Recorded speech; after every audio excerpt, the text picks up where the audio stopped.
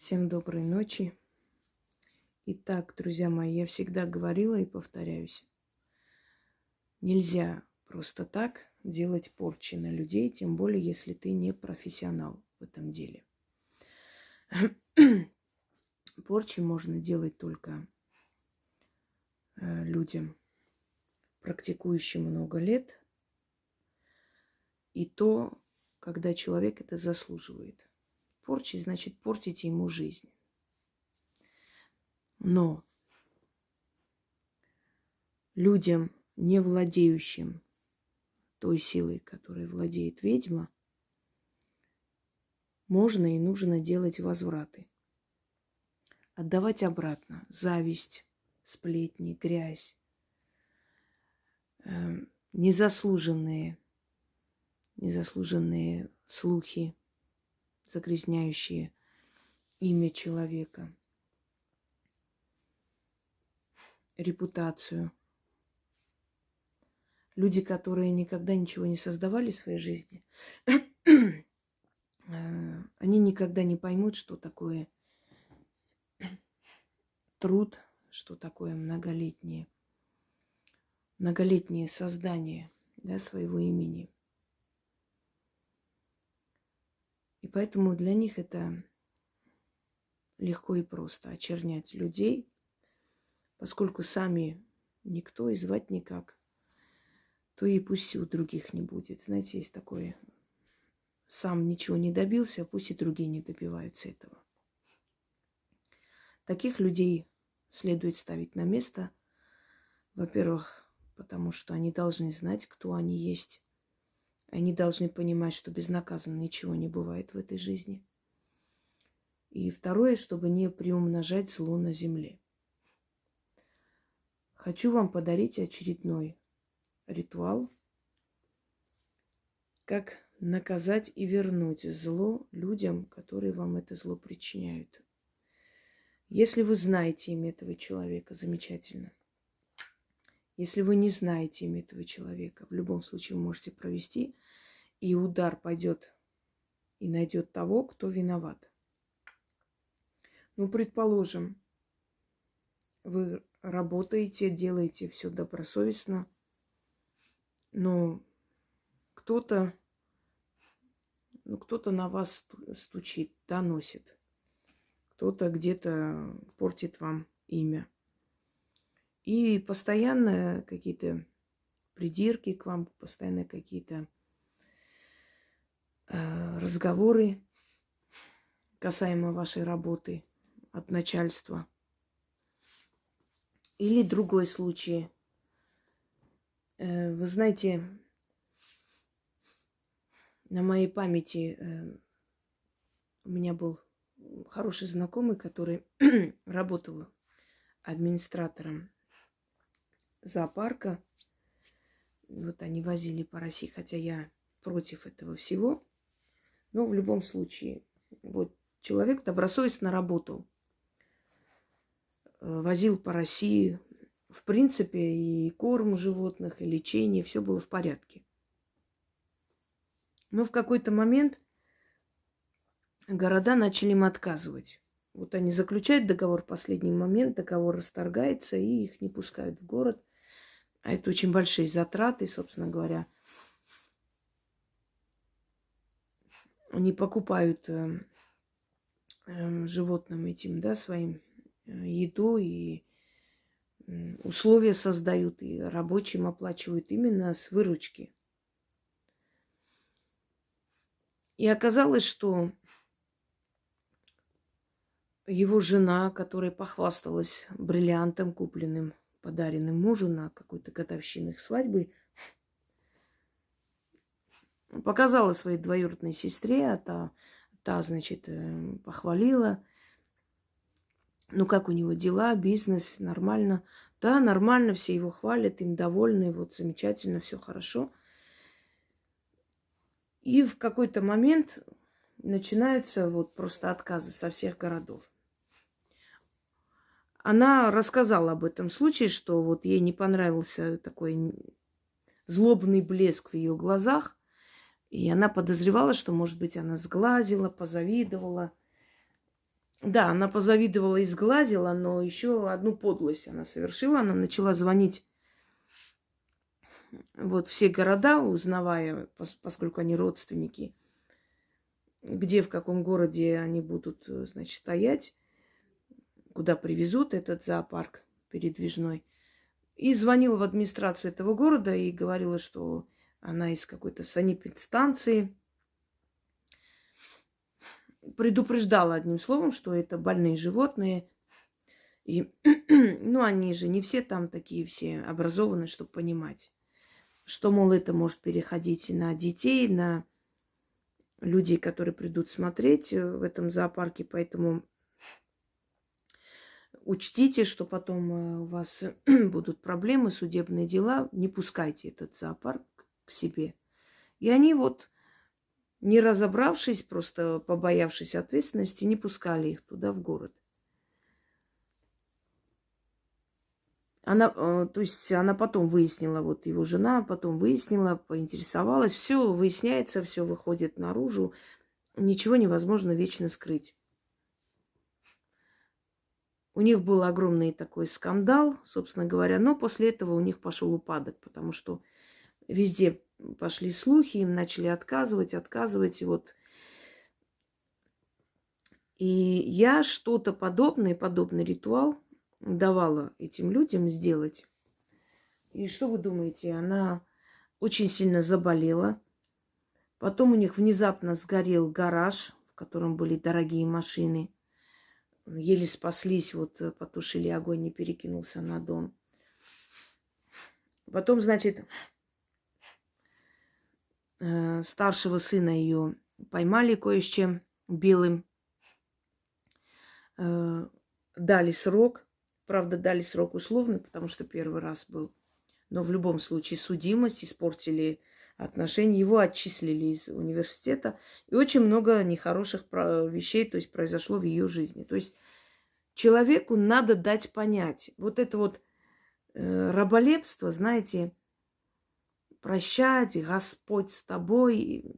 Ну, если вы хотите так жить, если вы хотите, чтобы вам жизнь поганили, а вы просто лицемерно делали вид, что вам все равно и вы прощаете, то живите так дальше. Я, собственно говоря, моей работой подарены людям, которые себя уважают, именно уважают себя и готовы отстаивать свои интересы и наказывать тех подлых людей, которые это творят. Кстати, хочу вам сказать исторический факт насчет, знаете, отморозок, да, мы говорим отморозок, он отмороженный, и подонок. Откуда вот эти выражения пришли к нам? До этого вот слова, корни этих понятий, вот отморозок и подонок, это мерзавец и подлец. На Руси, когда человек совершал подлый поступок, не хороший поступок, а моральный поступок, его привязывали к столбу зимой, чтобы он мерз. Вот отсюда выражение мерзавец, тот, кто мерзнет. И находились те, кто подливал, значит, воду, выливал на них воду. Это, значит, люди, которые обливали его водой для того, чтобы он еще больше замерз. И вот мерзавец замерзал, отмораживался, а тот, который лил воду, назывался подлец. Потому что, значит, он тоже из той категории аморальных людей, который может уже замерзшего человека, да, подливать водой еще сверху, делать больнее. Вот отсюда эти выражения. Так вот, мерзавцев и подлецов нужно ставить на место и очень жестко наказывать, чтобы они знали свое место. Вы таких в жизни случаев, да, много вспомните. Если покопаться в памяти, Многие из вас вспомнят, как вы кому-то помогли с работой, устроили на работу, а человек потом начал под вами копать и, собственно говоря, сделал вам очень много гадостей. Когда вы сказали, как ты могла, тебе не стыдно. Ну, в лучшем случае занесли ваш черный список, если это в наше время. В худшем случае еще и напали на вас и сказали, что ты сам плохой, и так тебе и надо. Подлый человек никогда не может объяснить свою подлость. Это натура такая, он такой, понимаете, и ничего тут с этим не сделаешь. Но наказывать, ставить на место нужно не потому, что у них совесть проснется, а потому что у них будет страх, и они больше это не сделают. Вот, например, напал некто, подонок, на девушку в лесу, она спаслась. Пошла спокойно домой, никому ничего не сказала, так и живет. А он еще на многих напал, и много было жертв, да, и много было тех, кто не спаслись. Кто она? Она подлый человек, невзирая на то, что она оказалась в такой страшной ситуации. Потому что она дала возможность ему расправиться еще со многими. Вот если бы она пошла и заявила на него, невзирая на все эти неприятные подробности, я понимаю, никому неприятно милиции сидеть, и насмешки, и вот это все. Но вы делаете это не ради них. Вы делаете для того, чтобы его поймали, и чтобы другие девушки спаслись. Вот это отмалчивание, мне это не надо, я пойду домой пореву и никому ничего не скажу, это стало причиной других смертей. Вот о чем речь. Что если мы не наказываем зло, то это зло просто спокойно дальше живет и продолжает творить свое черное дело. Еще больше людей страдает от этого. Что для этого нужно? Я сейчас вам покажу саркофаг, этот красивый, который мне подарили. Многие из вас наверняка видели в моих подарках. Ну, их было много, поэтому, извиняюсь, найти навряд ли вы сможете в моих видеороликах. Но это подарок. Здесь мумия. Вам мумия здесь не нужна, я ее вытаскиваю.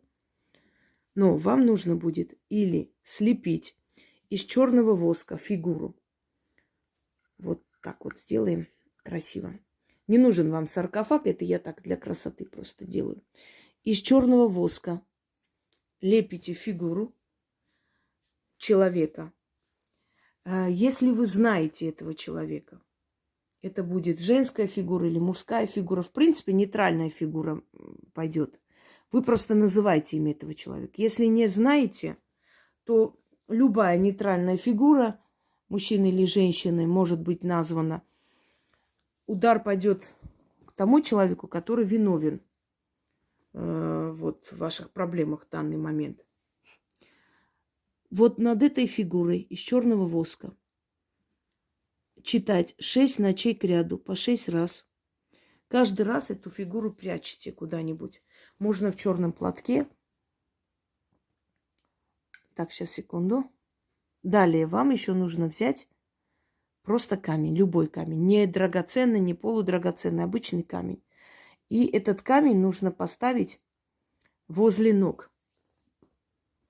Потому что надгробный камень стоит у ног покойного. Не возле головы. Что, ну, если кому нужно знать, камень всегда ставят возле ног.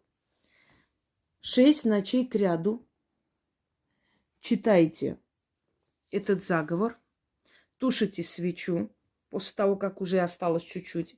Эти свечи можете выкинуть. Их не нужно сохранять, ничего. После 6-го раза, следующий день, значит, берете эту восковую фигуру в черный платок или в черную материю, уносите подальше от дома, зажигаете там также 2 свечи, камень ставите у ног, извиняюсь, закапываете фигуру, ставите эти свечи вот по 2 сторонам, как закопали. Камень ставите у ног фигуры, оставляете свечи догореть. Если вы будете закапывать в лесу, значит, после того, как вы завершите обряд, потушите свечи и уходите, чтобы не причинить урон природе. Если где-нибудь на нейтральной территории, где может догореть свеча, ничего не случится, тогда оставьте. На кладбище носить не нужно. Нужно это делать на нейтральной другой территории. Значит, далее. Ставите рядом мед и блины. И не говоря ничего, просто уходите. И что с вашим врагом случится, за короткое время вы сами узнаете и увидите. Это увольнение, это потеря денежная, это в доме развод, разлад и очень страшные происшествия. Одним словом, страшное наказание. Но на ваш вопрос закономерный, а что если это невиновный человек? Отвечаю 101 раз. Если вы сделаете на невиновного человека, до него не дойдет. Если не дошло, значит, человек перед вами был не виноват. Но я вам советую даже не называть именно имени этого человека. Вы можете просто с фигурой провести, и духи найдут того, кто виновен. 6 ночей к ряду, по 2 свечи зажигаем, восковые, черные свечи. Та же самая фигура. Вытаскивайте, где спрятали, раскладывайте на алтарь. Камень у ног, почитали, уже догорели до определенного момента эти свечи, там, огарков. Потушили, эти свечи убрали, фигурку спрятали вместе с камнем. 6 ночей. На 7-й день уже днем все это уносите туда, закапываете фигуру, точно так же ставите свечи по 2 сторонам. Камень у ног фигуры, значит, мед и блины. Ну, несколько блинов просто можете купить. И мед в какой-нибудь емкости. Если вы в лесу будете зажигать, перед уходом потушите свечи и уйдите. Если на нейтральной территории, пусть они догорают. Далее. В этом заклинании призыв духов. И издревле люди, когда слышали какие-то звуки непонятного происхождения, ну, например, там хохот, крик, песнопение, да, еще какие-то неопределенные звуки в лесу, на природе, всегда говорили, что это духи. Они веселятся или они идут выполнять какое-то задание, то есть крича, там, с хохотом, с криком, с тоном, с песней, с пляской. Ну, одним словом, какое-то некое безумие происходило, и не могли объяснить природу этого всего. Это духи. И чаще всего таким образом духи идут выполнять какую-то задачу, да, задание, которое им дали, они идут выполнять, и, как правило, это задание, которое дано от колдуньи, но в этом случае будет и от простых людей, которые хотят возмездия от своих врагов. Итак,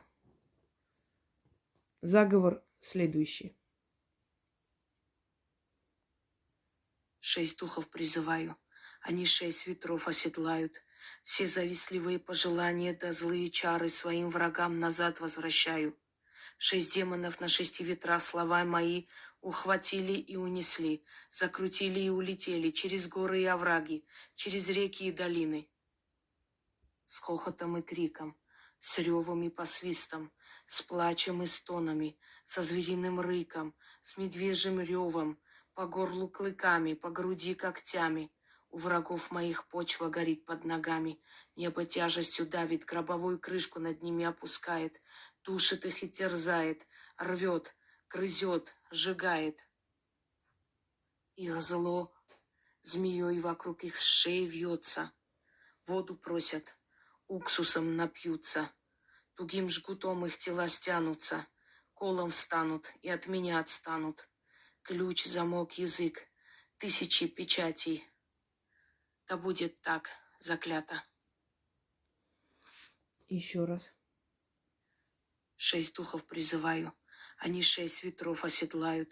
Все завистливые пожелания да злые чары своим врагам назад возвращаю.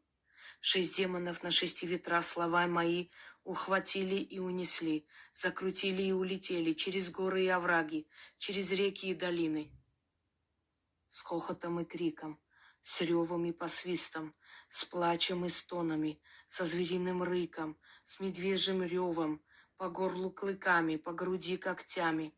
У врагов моих почва горит под ногами, небо тяжестью давит, гробовую крышку над ними опускает, душит их и терзает, рвет, грызет, сжигает. Их зло змеей вокруг их шеи вьется, воду просят, уксусом напьются, тугим жгутом их тела стянутся, колом встанут и от меня отстанут. Ключ, замок, язык, тысячи печатей. Да будет так, заклято.